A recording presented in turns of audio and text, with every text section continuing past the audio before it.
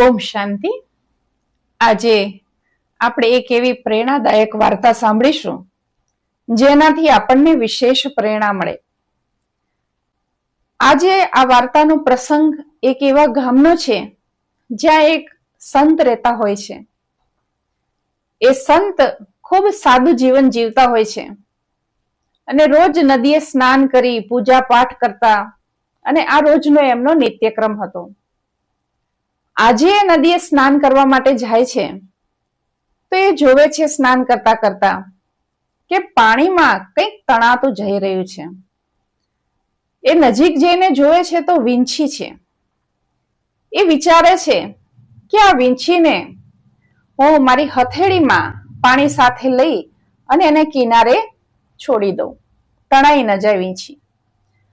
તો એ પોતાની હથેળીમાં પાણી સાથે વીંછીને લે છે અને કિનારા તરફ થોડાક આગળ વધે છે, પરંતુ વીંછી એના સ્વભાવ પ્રમાણે એ ઋષિને ડંખ મારવા માટે આગળ વધે છે।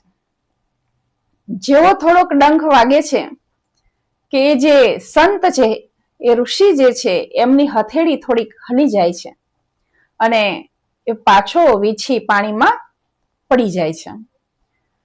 પાછો પડી જાય છે એટલે પાછો નદીના પ્રવાહમાં તણાવા લાગે છે અને તણાવા લાગે છે એટલે ફરીથી પાછા એ સંત એ નાનકડા જીવને ફરીથી પાછા દોડીને પકડે છે હથેળીમાં અને પાણી સાથે ફરી એને લઈ આવી થોડાક આગળ વધે છે અને જેવા એ થોડાક જો આગળ વધ્યા છે ફરીથી વીંછી ડંખ મારે છે અને ફરીથી પાછા એમની હથેળી હલી જાય છે અને પાછો પાણીમાં પડી જાય છે વીંછી અને ફરીથી પાછો તણાવા લાગે છે। આવું 2-3 વાર થાય છે। વીંછી ડંખ મારે, એ સંતની હથેળી ધ્રુજી જાય અને એ વીંછી પાણીમાં પડી જાય। છતાં પણ જેટલી વાર એ પાણીમાં પડી જાય છે વીંછી, એ સંત ફરી એને પાણીમાં હથેળીમાં પાણી સાથે એને બહાર લાવી અને બચાવવાની કોશિશ કરે છે, પરંતુ વીંછી આ વાતને નથી સમજી શકતો। એ તો જ્યારે એને હથેળીમાં પેલા સંત લેવા જાય છે એટલી વાર એને ડંખ મારે છે। હવે આ બધું દ્રશ્ય જે છે નદી કિનારે ઉભેલો એક વ્યક્તિ જોવે છે। એ ઉભેલો વ્યક્તિ આ સંતને ઓળખતો હોય છે કે આ બહુ ભલા માણસ છે અને બહુ ભક્તિવાળા અને જેવું બોલે એવું કરવા વાળા બહુ સજ્જન માણસ છે। એટલે એને શું કર્યું, આ સંતને કહ્યું કે મહારાજ તમે છોડી દો ને એને એના હાલ ઉપર છોડી દો। એને તમે જેટલી વાર હાથમાં લો છો એટલી વાર એ તમને ડંખ મારે છે અને છતાં તમે એને બચાવવાની કોશિશ કરો છો। આવું તમે શું કરવા કરો છો? આનાથી તો તમને જ નુકસાન છે। એના કરતા તમે એને તણાઈ જવા દો, ભલે તણાઈ જતો। આટલું જ્યારે પેલો વ્યક્તિ આ સંતને કહે છે ત્યારે સંત પેલો જે પ્રયાસ ચાલુ રાખ્યો હતો કે હથેળીમાં પાણી સાથે વીંછીને થોડોક આગળ લાવવાનો, ફરી પેલો ડંખ મારે છે, ફરી પાછો આગળ લાવે છે, એમ કરતા કરતા એને એકવાર હથેળીમાં ભરી અને પાણીની બહાર ફેંકી દે છે, મતલબ કિનારે ફેંકી દે છે વીંછીને। અને પછી પેલા વ્યક્તિને કહે છે કે જો ભાઈ, આ નાનકડો જીવ છે અને એ જો એનો સ્વભાવ ન છોડી શકતો હોય તો હું એક સંત છું, એક સારો વ્યક્તિ છું, તો હું મારો સ્વભાવ કેવી રીતે છોડી શકું? ને એ તણાઈ રહ્યો છે પાણીમાં, એને ખબર નથી કે હું આગળ તણાઈ જઈશ, છતાં પણ એને બચાવનારને પણ એ ડંખ મારવાનું નથી છોડતો, કારણ કે એનો સ્વભાવ જ ડંખ મારવાનો છે। તો આ નાનકડી વાર્તા આપણને ઘણું બધું શીખવાડે છે। આ એક નાનકડો પ્રેરણાદાયી પ્રસંગ એ જીવનમાં આપણી સાથે પણ ઘણી બધી એવી ઘટનાઓ થતી હોય છે। ઘણીવાર આપણે સારા વ્યક્તિ બની અને ઘણા બધાનું સારું કરવાની ભાવના રાખતા હોય કે સારું વિચારતા હોય કે લોકોની સાથે સારો વ્યવહાર કરતા હોય, અને એ જ વ્યક્તિ જ્યારે તમારી પાછળ બુરાઈ કરતા હોય અને તમને ગેરંટી સાથે ખબર પડે કે આ વ્યક્તિ મારી બુરાઈ જ કરે છે અથવા આ વ્યક્તિ મારા માટે સારું નથી જ બોલતું, અને છતાં તમારે એના માટે જો સારું વિચારવું હોય તો આ પ્રસંગને આપણે યાદ કરી લેવો. કારણ કે ઘણીવાર આપણને એવું થઈ જતું હોય કે જવા દો ને, જેવા સાથે તેવા થઈએ તો જ મજા આવે. આ દુનિયા તો છે જ એવી, સારા વ્યક્તિઓની અહીંયા કોઈ કિંમત છે જ નહીં. એટલે એ છે એવા આપણે થઈશું ને તો જ એને ખબર પડશે, નહીં તો ખબર નહીં પડે. અને એમાં ને એમાં આપણે આપણો મૂળ સ્વભાવ છોડતા જઈએ છીએ. પરંતુ આપણે એ ભૂલી જઈએ છીએ કે સારા બનવામાં બહુ મહેનત લાગે છે. એક સજ્જન વ્યક્તિ બનવામાં બહુ મહેનત લાગે છે, ખરાબ વ્યક્તિ બનવામાં મહેનત નથી લાગતી.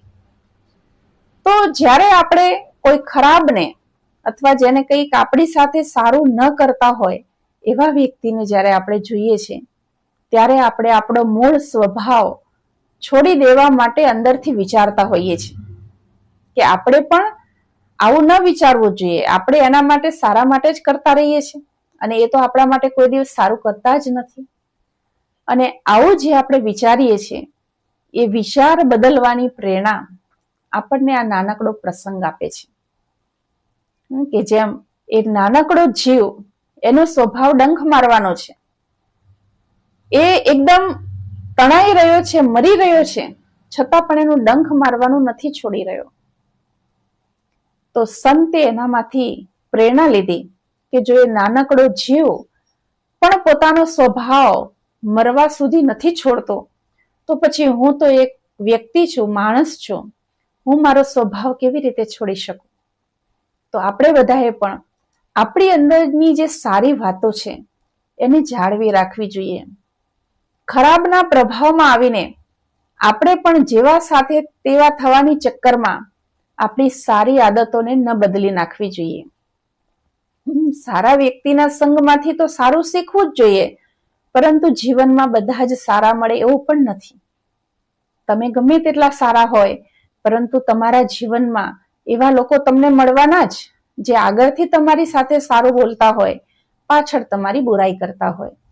અથવા તો તમે ગમે તેટલું એનું સારું કરતા હોય, પરંતુ એ તમારું સારું જોઈ ન શકતા હોય, પરંતુ આગળથી એવો દેખાવ કરતા હોય કે એ જ તમારા સૌથી મોટા શુભ ચિંતક છે. છતાં પણ આપણે એ લોકોને ધ્યાનમાં રાખ્યા વગર આપણે આપણી સારી વસ્તુને જાળવી રાખવાની છે. આપણો સારો સ્વભાવ એમના ચક્કરમાં ખોવાઈ ન જાય એ આપણે ધ્યાન રાખવાનું છે. પરમાત્મા પણ રોજ એ જ પ્રેરણા આપે છે કે સારા બનવા એ સીડી ચડવા જેવું છે. જેમ સીડી ચડવામાં મહેનત પડે પરંતુ ઉતરવામાં નહીં. કોઈ વ્યક્તિને સીડી ઉતરવાની છે તો ફટાફટ ઉતરી જશે, પરંતુ ચડવાની છે તો મહેનત પડે છે.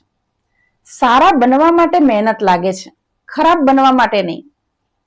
તો આપણે પણ આપણી અંદરની જે સારી વિશેષતાઓ છે, આપણી કમજોરીઓને તો ઓળખીને આપણે દૂર કરવાની જ છે, પરંતુ જે સારી બાબતો છે એને પણ આપણે ધ્યાનમાં લેવાની છે. અને ધ્યાનમાં લઈ અને એ સારો વ્યવહાર હંમેશ માટે લોકો સાથે આપણે બનેલો રહે એવો આપણે પ્રયત્ન કરવાનો છે. કારણ કે આખરે આપણે બધા મનુષ્ય જ છીએ. એટલે ઘણીવાર એવું થતું હોય આપણને કે આ વ્યક્તિ આપણી સાથે આવું કરે છે તો આપણે પણ એવું જ કરીએ, પરંતુ નહીં. પરમાત્મા આપણને એ શિક્ષા આપે છે, એ સમજણ આપે છે કે તમારી અંદર જે સારી વસ્તુ છે એને તમે જાળવી રાખો. એ ખરાબ વ્યક્તિ એનો ખરાબ સ્વભાવ, એનો દુર્ગુણ જો જાળવી શકતો હોય તો તમે તમારો સારો સ્વભાવ કેમ નથી જાળવી શકતા? તો આ નાનકડી વાર્તા ખૂબ સરસ પ્રેરણા આપે છે કે આપણે આપણી વિશેષતાઓને ઓળખવી જોઈએ અને ઓળખી અને લોક કલ્યાણના કામમાં વાપરવી જોઈએ.